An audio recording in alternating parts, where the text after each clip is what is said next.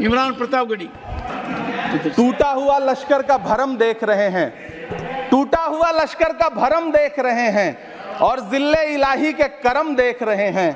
ताकत का नशा अक्ल पे हावी है तुम्हारी, तुम देख ना पाओगे जो हम देख रहे हैं। इस देश में टमाटर 100 रुपए किलो बिक रहा हो, उस देश की वित्त मंत्री के पास बजट में महंगाई पर बोलने के लिए सिर्फ 10 शब्द है। डीजल, पेट्रोल, आटा, चावल, दाल, सब्जी की महंगाई का तो कोई जिक्र ही नहीं। हेलो दोस्तों, तो कैसे हैं आप लोग? उम्मीद है कि आप लोग सही होंगे। तो चलिए आज देखते हैं इमरान प्रतापगढ़ी को, जो कि एक शायर भी है और अभी के टाइम में वो सांसद भी है। उसने किस तरह से बढ़ते महंगाइयों पर अपना बात रखा है। तो चलिए वीडियो में आगे देखते हैं। अगर आप लोग भी महंगाई से परेशान हैं तो प्लीज़ 5 मिनट निकाल कर इस वीडियो को पूरा ज़रूर देखिए। तो चलिए वीडियो शुरू करते हैं। इमरान प्रतापगढ़ी। धन्यवाद सभापति महोदय। 83 मिनट 71 बार थपथपाई गई मेज, 14,417 शब्दों का बजट भाषण और उस बजट में अपने लिए राहत तलाशती मिडिल क्लास की हैरत ज़दा आंखें। सभापति महोदय, मेरे हाथों में जो दस्तावेज है, दरअसल ये देश के किसानों, गरीबों, मजदूरों की उम्मीदों का स्मारक है। ऐसा लग रहा है जैसे वित्त मंत्री महोदया ने बजट नहीं तैयार किया है, बल्कि प्रधानमंत्री जी की मन की बात का संकलन तैयार किया है। टूटा हुआ लश्कर का भरम देख रहे हैं, टूटा हुआ लश्कर का भरम देख रहे हैं और जिल्ले इलाही के करम देख रहे हैं। ताकत का नशा अक्ल पे हावी है तुम्हारी, तुम देख ना पाओगे जो हम देख रहे हैं। वित्त मंत्री महोदया ने इस बजट में महंगाई पर सिर्फ 10 शब्द बोला है। जिस देश में टमाटर 100 रुपए किलो बिक रहा हो। सभापति महोदय, मेरा टाइम पॉज करें और बार बार इंटरप्ट करने को या तो मना करें। हाँ बोले, कृपया बोले। सभापति महोदय, वित्त मंत्री महोदया ने इस बजट में महंगाई पर सिर्फ 10 शब्द बोले हैं। जिस देश में टमाटर 100 रुपए किलो बिक रहा हो, उस देश की वित्त मंत्री के पास बजट में महंगाई पर बोलने के लिए सिर्फ 10 शब्द है। डीजल, पेट्रोल, आटा, चावल, दाल, सब्जी की महंगाई का तो कोई जिक्र ही नहीं।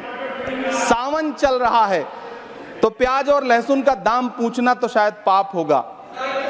मैंने तो यह भी सुना है कि वित्त मंत्री जी जो चीज खुद नहीं खाती हैं उसके दाम से उनका कोई लेना देना नहीं होता। लेकिन इस बार बजट पेश करने के लिए पार्लियामेंट आने से पहले वित्त मंत्री जी ने दही और चीनी खाई थी। अब तो उनसे यह पूछा जा ही सकता है कि उन्हें दही, दूध और चीनी का रेट तो इन दिनों पता ही होगा। क्या उसे सस्ता करवाएंगी या नहीं सस्ता करवाएंगी?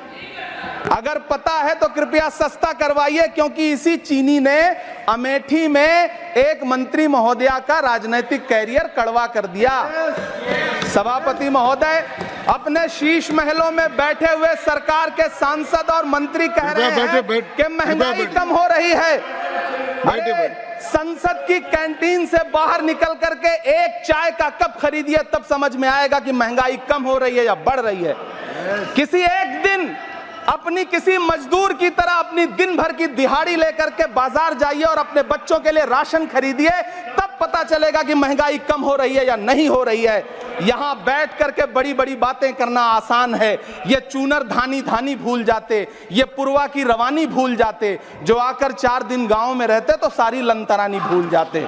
सभापति महोदय, इलेक्टोरल बॉन्ड खरीदने के नाम छुपाने वाली सरकार, इलेक्टोरल बॉन्ड खरीदने वालों के नाम छुपाने वाली सरकार इन दिनों आम के ठेला लगाने वालों के नाम जानना चाहती है। मुझे तो होटलों, ढाबों या आम के ठेलों पर नेम प्लेट लगवाने वालों से पूछना है कि कभी खून की बोतल पर देखा है किसी का नाम लिखा हुआ? मुझे पूछना है कि क्या कोरोना के दौरान अपनी उखड़ती हुई सांसों के लिए ऑक्सीजन तलाशने वाले किसी इंसान ने ऑक्सीजन लाने वाले किसी इंसान से पूछा था कि ऑक्सीजन लाने वाला इंसान हिंदू है या मुसलमान है? मुझे पूछना है कि लावारिश लाशों के लिए कोरोना में कांधा देने वाले, चिताओं के लिए लकड़ियां सजाने वाले किसी इंसान से पूछा गया था उसका नाम, उसका मजहब, लेकिन इन दिनों पूछा जा रहा है सभापति महोदय। अफसोस देश के प्रधानमंत्री जी ने कभी न टूटने वाली चुप्पी ओढ़ ली है। सभापति महोदय, जनता ने 63 सीटें कम क्या कर दी, ये सरकार तो अमृतकाल का नाम लेना ही भूल गई। ये भूल गई है अमृतकाल को, ये भूल गई है मनरेगा को, ये भूल गई है मौलाना आजाद नेशनल फेलोशिप को, ये भूल गई है मणिपुर को, ये भूल गई है महाराष्ट्र को। मुझे गर्व है कि मैं राज्यसभा में महाराष्ट्र का प्रतिनिधित्व करता हूं।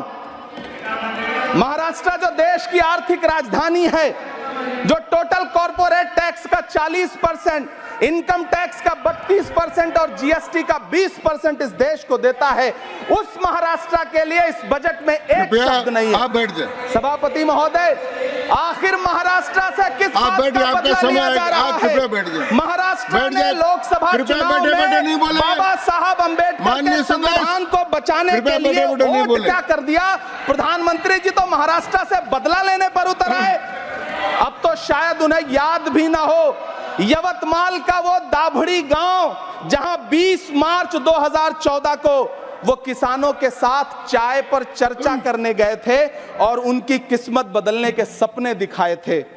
उसी यवतमाल में पिछले 6 महीने में 132 किसानों ने आत्महत्या की है। सभापति महोदय, महाराष्ट्र में हर महीने 209 किसान आत्महत्या कर रहे हैं। राज्य सरकार द्वारा सौंपा गया आंकड़ा बताता है कि 1 जनवरी से 31 मई के बीच 1046 किसानों ने आत्महत्या की है। लेकिन अफसोस, इस बजट में महाराष्ट्र के किसानों के लिए कुछ भी नहीं है। किसानों से चिढ़ी हुई सरकार ने बजट में किसानों के एमएसपी की लीगल गारंटी नहीं दी। लेकिन याद रखिएगा, जो किसान का नहीं वो हिंदुस्तान का नहीं। सभापति महोदय, मुझे वित्त मंत्री जी से पूछना है कि वो जो कुछ साल पहले 100 स्मार्ट सिटी बनाने का ढोल पीटा गया था, सुना है उस ढोल में पानी भर गया है, इसीलिए आपने उसका नाम बदल करके सिटीज ऑफ ग्रोथ हब्स रख दिया है। अच्छा है, नाम बदलने का खेल खेलते रहिए, आपकी कई सरकारें तो इसी वजह से चल रही हैं। इस सरकार को पढ़े लिखे लोगों से दिक्कत है सभापति महोदय, इसीलिए इस सरकार ने यूजीसी का बजट 66% कम कर दिया है। वाह इस सरकार। सभापति महोदय, मैं वित्त मंत्री जी के संज्ञान में लाना चाहता हूं कि किशनगंज में एएमयू सेंटर के पास 224 एकड़ जमीन है। यूपीए सरकार ने सोनिया गांधी जी की अगुवाई में 136 करोड़ रुपए एएमयू किशनगंज सेंटर के लिए सेक्शन किए थे। लेकिन आपकी सरकार ने पिछले 10 साल में उस 136 करोड़ में से सिर्फ 10 करोड़ रुपया रिलीज किया है। 1.5 करोड़ की आबादी वाला सीमांचल बेहतर शिक्षा के लिए उस सेंटर की बाट जोह रहा है। मेरा आपसे सवाल है कि इस सेंटर का बाकी पैसा आप कब रिलीज करेंगे? मुझे उम्मीद है वित्त मंत्री महोदया जवाब जरूर देंगी। सीमांचल उसी बिहार में आता है जिसकी बैसाखी के सहारे आपकी सरकार चल रही है।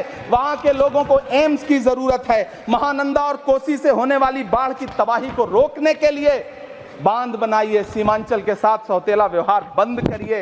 इकोनॉमिक कॉरिडोर बनाने से किसी राज्य का विकास नहीं होगा, विकास होगा स्वास्थ्य और शिक्षा के बुनियादी मुद्दों के लिए बजट देने पर। सभापति महोदय, एक तरफ तो इस बजट में पीएम आवास योजना के तहत 3 करोड़ अतिरिक्त मकान देने की घोषणा है और दूसरी तरफ लखनऊ के अकबर नगर में 1280 वो मकान हैं जिन्हें रिवर फ्रंट बनाने के नाम पे बुलडोजर से जमींदोज कर दिया गया। सभापति महोदय, लोग चीखते रहे, बच्चे बिलखते रहे, वसुधैव कुटुंबकम का नारा लगाने वाली सरकार इंसानों के घरौंदे उजाड़ कर जश्न मना रही है। सभापति महोदय, मेरा बहुत भावुकता के साथ देश के प्रधानमंत्री से सवाल है कि इन उजड़ते हुए मकानों और बेघर होते हुए घरों को देख करके आपको नींद कैसे आती है, आप सो कैसे पाते हैं? मेरा सवाल है इस देश के प्रधानमंत्री से, या तो लोगों के घरौंदे उजाड़ना बंद करिए या फिर करोड़ों मकान बनाने की झूठी घोषणाएं करना बंद करिए। यह बजट झूठ का पुलिंदा है। यह बजट आपके पिछले साल के बजट का कट कॉपी पेस्ट है। यह बजट हमारे चुनावी घोषणा पत्र की नकल करने की एक बेईमान कोशिश है। लेकिन कहावत है ना कि नकल के लिए भी अकल चाहिए। मेरे हाथ में एक तरफ न्याय पत्र है जो हमारा है और दूसरी तरफ अन्याय पत्र है जो आपका है। इस सरकार को आलोचना सुनने की आदत नहीं है सभापति महोदय। जब आप इनसे सवाल पूछिए तो ये कृपया कहते शांत हैं कि रहिए। आप बताइए 70 साल में आपने क्या किया है। कृपया मैं तो इस सदन में शांत। कहना चाहता हूं सभापति महोदय कि हमसे 70 साल का हिसाब मांगने वालों, जो सरकार अपना चलाया हुआ 2000 का नोट 7 साल नहीं चला सकी, वो हमसे 70 साल का हिसाब मांगती है। सभापति महोदय, मैं अंत में आपसे यह कहना चाहता हूं, यह बजट बैसाखी पर टिकी हुई सरकार का कुर्सी बचाओ बजट है। इस बजट में राज्यों के साथ, किसानों के साथ, नौजवानों के साथ, महिलाओं के साथ, देश के मिडिल क्लास के साथ अन्याय किया गया है और इस अन्याय का खामियाजा आपको महाराष्ट्र, हरियाणा और झारखंड के चुनाव में भुगतना पड़ेगा। सभापति महोदय, इस सरकार ने नोटबंदी लगाकर देश की आम जनता की पूंजी छीन ली। बैठे बैठे नहीं बोले, कृपया। टैक्स लगा करके छोटे व्यापारियों के कारोबार छीन लिए, पेपर लीक करवा करके युवाओं की आंखों से नौकरी के सपने छीन लिए, अग्निवीर लाकर देश के जवानों की उम्मीदें छीन ली, बुलडोजर लगाकर लोगों के आशियाने छीन लिए, महंगाई लाकर देश की जनता की थाली से निवाले छीन लिए और नारा लगाया कि हम तो सेवक हैं, 18-18 घंटे काम करते हैं। इन्हीं लोगों के लिए किसी ने शेर कहा है कि जो सच और झूठ में दूरी है वो दूरी समझते हैं, सियासी हाकिमों की हम भी मजबूरी समझते हैं, वो अपना हक समझते हैं निवाला छीन लेने को, डकैती को बहुत से लोग मजदूरी समझते हैं। हमें पता है कि कैसी मजदूरी की जा रही है। सभापति महोदय, मैं यहां खड़ा होकर के अंत में आपसे कहना चाहता हूं कि इस बजट में तमाम राज्यों के साथ अन्याय किया गया है, इस बजट में युवाओं के साथ अन्याय किया गया है, महिलाओं के साथ अन्याय किया गया है और खास तौर से महाराष्ट्र के लिए कुछ नहीं रखा गया है। महाराष्ट्र बाढ़ से जूझ रहा है, पानी बरसने से वहां 1500 से ज्यादा लोग मारे गए हैं। उस शहर को, उस राज्य को 4000 करोड़ के पैकेज की जरूरत है ताकि जो फसलें बर्बाद हुई हैं लोगों को राहत दी जा सकी। लेकिन अफसोस, इस बजट में महाराष्ट्र के लिए ऐसा कुछ भी नहीं है। मैं आखिर में यह कहना चाहता हूं कि पिछले 7 दिन से इस बजट का बड़ा ढिंढोरा पीटा जा रहा है, इसे महान बताया जा रहा है, लेकिन कौन महान बता रहा है? सत्ता पक्ष के लोग, उन्हें तो बताना ही है। क्योंकि मैं अवध क्षेत्र से आता हूं, प्रतापगढ़ से, नीरज भाई भी अवध और पूर्वांचल से आते हैं। वहां एक कहावत है कि बिटिया की तारीफ किसने की? बिटिया की महतारी ने, यानी कि बेटी की प्रशंसा किसने की? मां ने। तो इस बजट की तारीफ सत्ता पक्ष करे तो करेगा ही, लेकिन विपक्ष के एक भी सांसद से आप पूछिए कि क्या उसके राज्य को कुछ मिला है, तो वो ये कहेगा कि नहीं, कुछ भी नहीं मिला है। बहुत बहुत धन्यवाद सभापति महोदय, मुझे आम बजट पर अपनी राय रखने के लिए धन्यवाद। वीडियो कैसा लगा दोस्तों? अगर वीडियो पसंद आया तो वीडियो को लाइक करें और चैनल को सब्सक्राइब ज़रूर करें, और वीडियो से जरिए कुछ मन में सवाल हो तो प्लीज़ कमेंट में ज़रूर लिखें।